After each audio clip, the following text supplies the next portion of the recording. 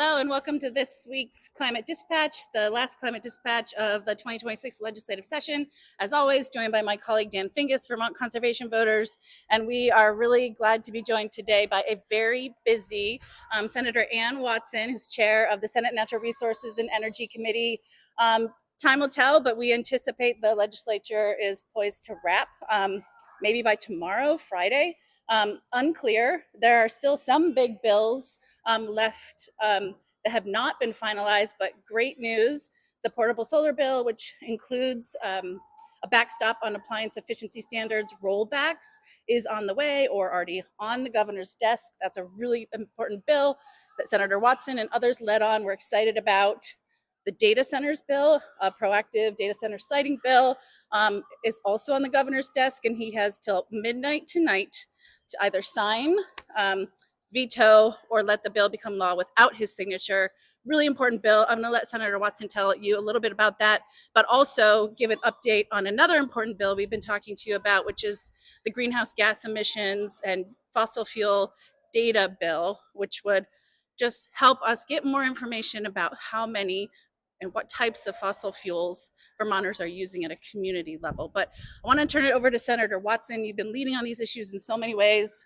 Tell us a little bit more about the data center bill and more detail about the GHG reporting bill. Sure. Well, thank you so much, and delighted to be here. The data center bill, I'm very proud of the work, especially that that both chambers did. I think the Senate did get to add some pieces that I'm particularly proud of.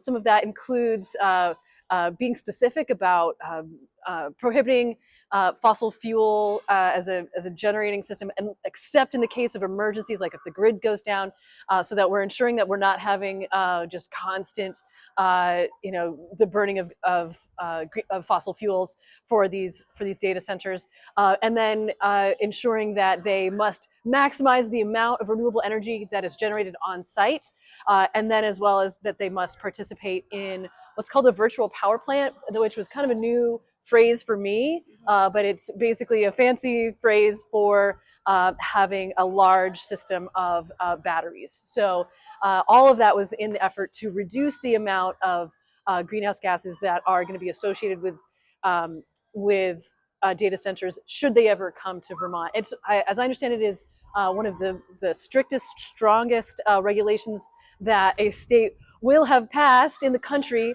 related to the siting of data centers. And I think that is something that we should absolutely be very proud of. Really, really grateful for that. And then on the greenhouse gas inventory bill, so this is a bill that would collect fuel sales data from across the state.